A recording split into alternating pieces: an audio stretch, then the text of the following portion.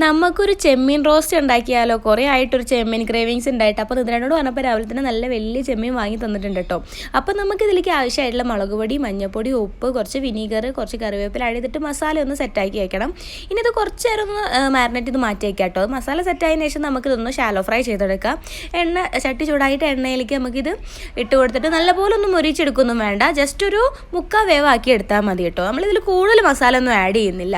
ഇതിൻ്റെ ആ ഫ്ലേവർ ഇറങ്ങി കിട്ടണമെന്നുണ്ടെങ്കിൽ ഒരു കുറച്ച് മസാലയിൽ നമുക്ക് ഉണ്ടാക്കണം.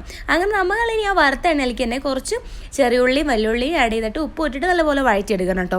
ഇനി ഇതിലേക്ക് നമുക്ക് കുറച്ച് ഇഞ്ചി വെളുത്തുള്ളി ചതച്ചിട്ടൂടെ ആഡ് ചെയ്തിട്ട് നല്ലപോലെ മസാല വഴറ്റിയെടുക്കണം കേട്ടോ. ഉള്ളി അതിലേക്ക് നമ്മൾ തക്കാളി ആഡ് ചെയ്യണം. പച്ചമുളക് ആഡ് ചെയ്യാൻ മറന്ന കാര്യം ഞാൻ ഈ വീഡിയോ എഡിറ്റ് ചെയ്യുമ്പോഴാണ് കേട്ടോ ഓർക്കുന്നത്. അപ്പോൾ ആ സമയത്ത് തന്നെ പച്ചമുളക് പൊടി ആഡ് ചെയ്താൽ മതി. പിന്നെ അതിലേക്ക് നമുക്ക് കുറച്ച് മുളക് പൊടി, കുറച്ച് മഞ്ഞൾപ്പൊടി ഇട്ടിട്ട് ആ മസാല നല്ലപോലെ സെറ്റാക്കി ആ പച്ചമുളക് വിട്ട് വരുന്ന സമയത്ത് നമുക്ക് ഫ്രൈ ചെയ്ത് വെച്ച് ചെമ്മീനോട് ആഡ് ചെയ്ത് കൊടുക്കണം കേട്ടോ. അതിൽ തന്നെ കുറച്ച് വെള്ളം ഇറങ്ങിയിട്ടുണ്ടായിരിക്കും. ആ വെള്ളത്തിൽ തന്നെ അടച്ച് വെച്ചിട്ട് നമുക്കിത് കുക്ക് ചെയ്തെടുക്കാം. നല്ല അടിപൊളി സ്മെല്ല് വരുന്നുണ്ടായിരുന്നു കേട്ടോ.